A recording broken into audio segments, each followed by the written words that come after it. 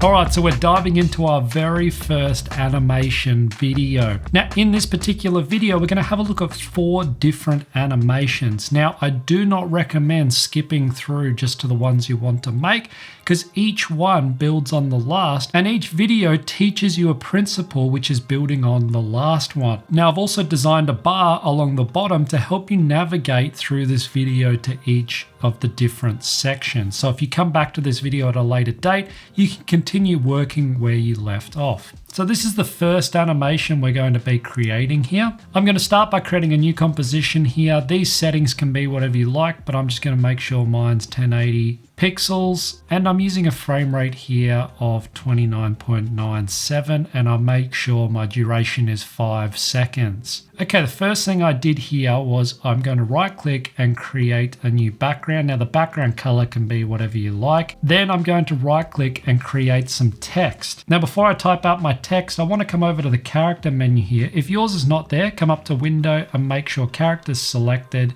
Here I can change the color of the text that I'm going to use, and I can also choose the font that I'm going to use as well. None of that particularly matters for this video. It's really about the principle that I'm going to teach you. Now the next part is I want to animate this text, and the great thing about After Effects is it already has a bunch of preset animations, and we're going to be using them a lot throughout this course. And the main reason for that is just because they're so easy to use and they save you a lot of time. So it's really a good idea to get into the habit of using them. And we can access them by coming up to the effects and presets, and under animation presets, I come down to text. I can come down to the animate in, and all of these are different animation presets for animating my text in. In this case, I'm going to use the fade up characters and just drop it straight on there. Now, if I hit U on the keyboard, it'll bring up the keyframes for that animation, and I can adjust them by dragging them in or out. So that's going to speed up or slow down that animation. So that's how easy that effect is to use. There's lots on there. You don't have to use this particular one. I just recommend messing around with those until you find one that you maybe like. The next part is I want to draw a line. So what I'm going to do is come up to my pen tool, and I just want to draw a curved line. So I'm just holding my pen tool down here to draw something like this. Now I want to animate that as a stroke effect. Now one way we can do that is by coming up here and setting the fill to be none. So we don't want to create a shape as I was showing you in the previous module. If you create a shape, it's going to color that box in.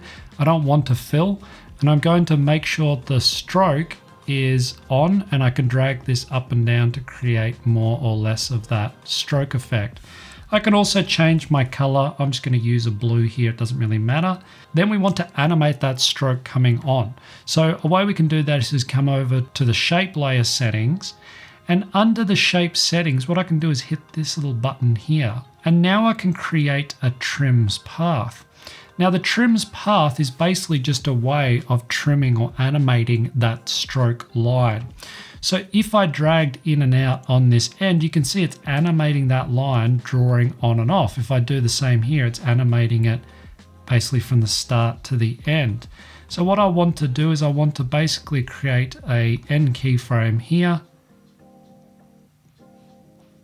Set this to be 0, move along my timeline and drag this all the way to 100. So now when I play through that animation, you see we get that line animating. Another thing we can do is I can also go into the stroke settings under here, and I can make that line thicker or thinner. It's up to you. Another thing I can do is also add a taper. So a taper will allow me to taper that line. Now what you need to do is if you drag up on the start length, that's going to create basically a thinner part at the start and a thicker part at the end. Now I can adjust the start width, and that's going to create that nice little tapered look to that curve that we want. Now if I come back up to my trim path, when it animates in, I can also set the start animation to animate out. So that creates, if I just play through that, creates a sort of animation on and then off. So that's something you might want to do with yours. I can separate these by dragging them in and out. Another thing I could do is if I just minimize this and toggle my modes here, is I can turn on the motion blur. Now, when I turn this on and off, you can see what it's doing here, but it creates a bit of motion blur for that line animation. So that's something else that you can do, which is kind of interesting. So if we play through that, you can see that we've got this interesting animation as it comes on and then comes off. If I hit U, I can also take all those and right click and make them easy ease. And that's going to smooth out that animation, right? So at the moment it's quite linear. It's going to start fast and then it's going to kind of move at the same pace the whole way through. This kind of eases that, so it makes it kind of ease the animation so it starts slower and then builds up momentum as it's going through. All right, so that's our first animation done, and you've learned a little bit about shape layers and shape paths. In the next animation, I'm going to show you another way of creating stroke paths inside of After Effects. So this is what we're going to be creating here. Now all the files for this I've already supplied in your download package, so you can import those files straight into After Effects. So I'm going to right click, create a new composition here. I'm going to set it to the same settings that we had in the previous video. Now I want to take my black and white map image and just drag that onto the back. I've already made that for you, so that's nice and simple. And the first thing I want to do is just draw some lines that kind of follow these streets here. So the way we can do that is if I select this pen tool up here, I'm going to right click and create a new solid. Now the solid can be whatever color you want at this point, it doesn't matter, but it's going to turn that off, but I need to make sure that I have it selected. Next, I want to draw a line, basically a mask line which follows those streets that I want to animate. So I'm trying to basically follow the lines as much as I want to animate in one go. I can then turn that layer back on, right? So we've got a mask on that layer. And under the effects and presets, I'm going to search for stroke, and under generate, I just want to drag this onto that layer. Now at first nothing's going to happen because we need to activate it. You want to make sure that that mask is selected that you just drew. If you have multiple masks, you can hit all. And under here, I want to make sure it's set to be on transparent. Now when I scale up on this, we've got a line that follows that mask path. So I can adjust this however I want. I can give this a color. In this case, I'm just going to give it a bright sort of yellow color here just so we can see what we're doing. I want to drag up on the brush hardness until we have our line. Another helpful little tip here is where you can see basically the mask line, I can hit this button here and that removes that mask line, or it hides it. So that's where you hide that mask path. So now I want to animate that line on and off. There's no animation at the moment. That's where we can come up here and create basically a keyframe for our end animation and drag all the way down. I can move along the timeline here and drag this all the way up. If I hit U, it reveals those keyframes. And now if I play through, I have that animation. I can drag these in or out to speed up that animation. So that's an even easier way of creating stroke paths inside of After Effects. Now there are some advantages and disadvantages to each, and in a lot of ways it's better to use the original method that I showed you. But as we go through this course, I'm going to dive into those a lot more detail. Another thing I'm going to do is also make these easy ease, and that just helps soften out that overall animation. Another thing I can do with those selected is come into the graph editor. And the graph editor is where we can make adjustments to speed ramping, like basically making it start slower and then faster as it goes through. Now to read the speed graph, we have speed going up basically on the vertical axis, and we have time over here. So this line is saying that as time goes on, it's getting faster to a point here, then it's going to start slowing down. If I drag out on one of these, what I'm sort of doing is starting slower, then it's getting faster, faster, faster, really fast, and then coming down to a stop. So you can see that in our animation. So you can mess around with that, but that's just a basic understanding of the graph, but we're going to be using it a lot more in this course. Another interesting thing you can do here is I'm going to duplicate that layer, and I'm going to delete the masks on there. And I want to grab my pen tool, and I'm going to draw another set of lines here. And then I'm going to click away and then draw another one. So I'm drawing separate masks that aren't connected here. Now you'll notice that When I hit U on the keyboard, we still only have one animation for all of those masks. But you can see what's happening here is they're animating one after the other. So as one is finished animating, the next is starting, and then the third one's starting. Now to stop that from happening, I can hit stroke sequentially, and that's going to basically make them animate all together as one.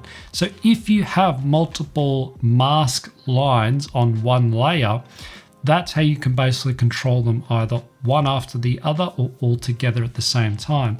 A simpler way of doing that is just to duplicate the layer and draw one new line for each layer, and then you have full control over each of those lines.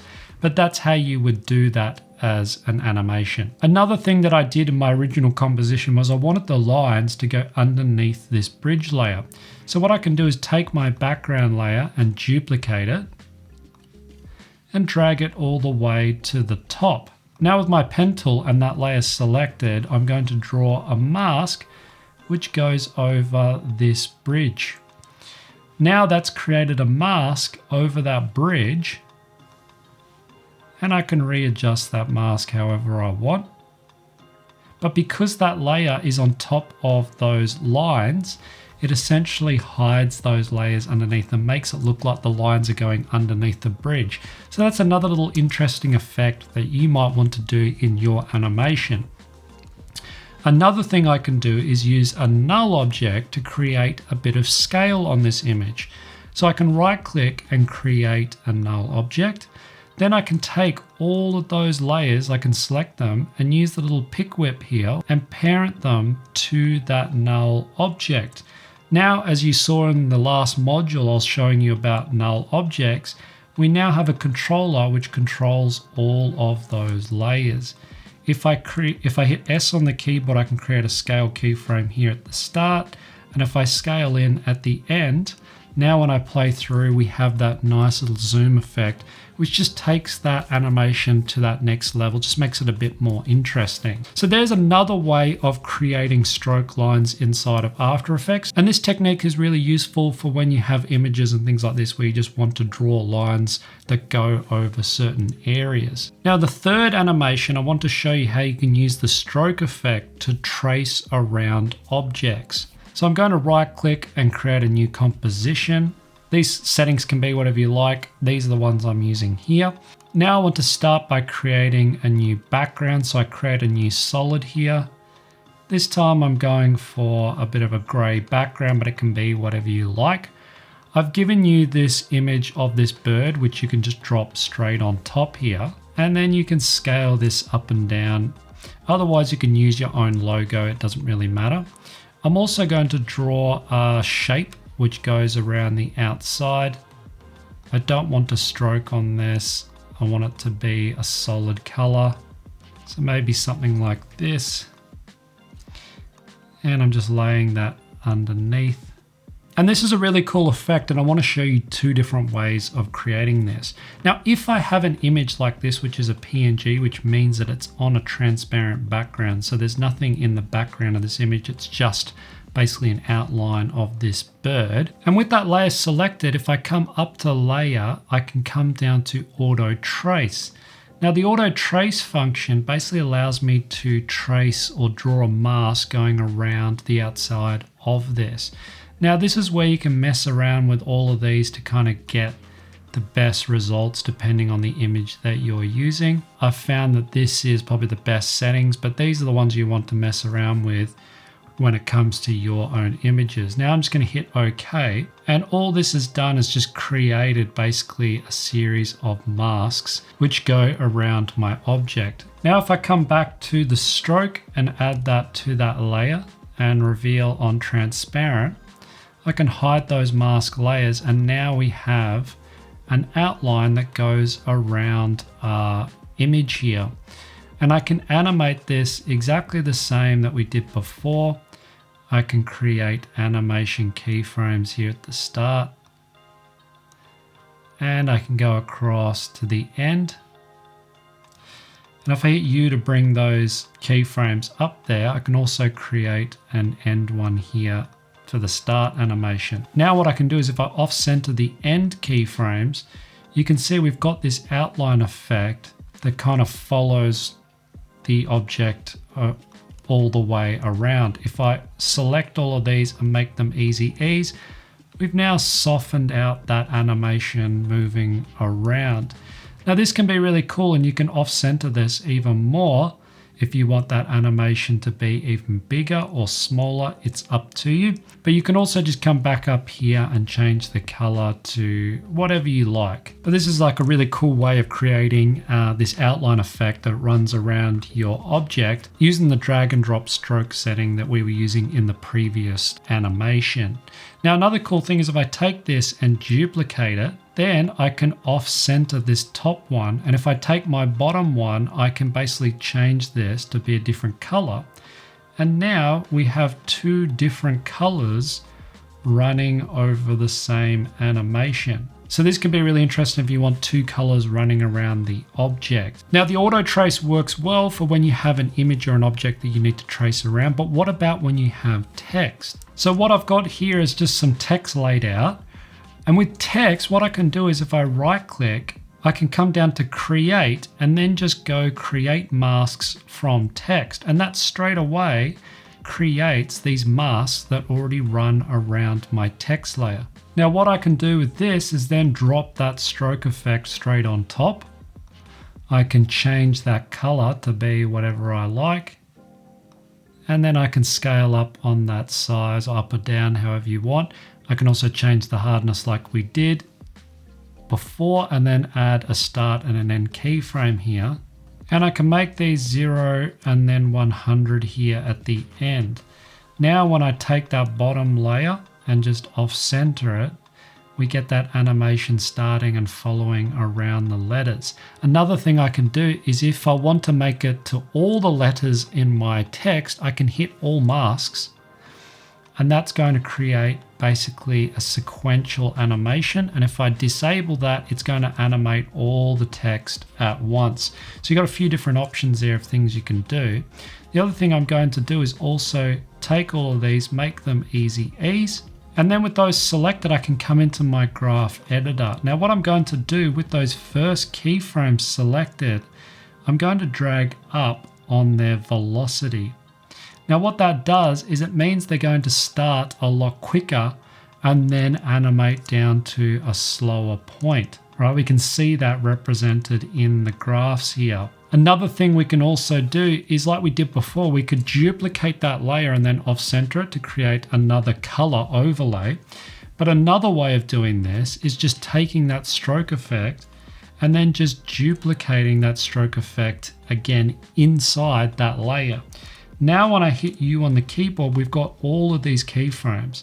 And what I can do is I can off-center this top layer. So that's just another way of creating this type of animation where we can layer them and off-center them all within the same layer. So that's a deeper look and a better understanding of how stroke effects work inside of After Effects. Stroke effects is something you're going to use a lot inside of After Effects if you're doing a lot of 2D animation. So it's good to kind of understand these techniques and get your head around it. Now in our last example, we're going to look at creating this moving map effect using another type of animation. So again, I'm going to start by creating a new composition here. I'm going to start by dragging my map straight into my layer here, and then I can reposition it however I want. Now to make this black and white, I can just either use the tint color correction by just dragging this straight on top. By default, it's going to be black and white. I can even make this darker by dragging up or down on this.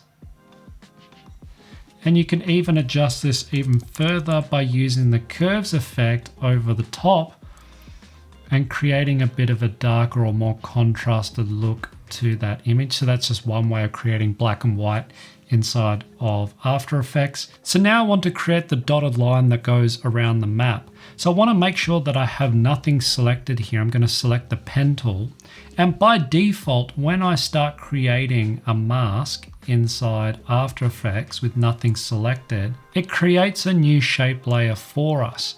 Now I want to make sure that this has no fill like we did in the original animation. I want to basically give this a stroke effect which goes over the top. So we have our stroke effect. Then I can come down to the shape layer settings, and under stroke effect, if I come down to dashes, I can hit this little plus arrow, and that will allow me to create basically these little dotted lines. So this is how we create dotted lines. If I use the offset, this is how we're going to animate them. So I can create an offset animation here at the start, and then maybe one here a bit further on. So that just creates that movement for whatever we're trying to go for. Again, you can adjust how big or how small those dashes are. Also want to add a trims path like we did in the original animation. And then I can create an end keyframe here and an end keyframe somewhere down here. And that just creates that animation of that line. Again, I can smooth these out by making them easy ease, and that's just going to create a nice smooth animation of that line. So that's our finished animated line that we've done. You can basically continue that on by using the pen tool and drawing out your path exactly where you want it to go. And that's exactly how you would do that. But I want to create also the little dots that sort of pop up like I did in my original animation here. That when it gets to that destination, it sort of pops up.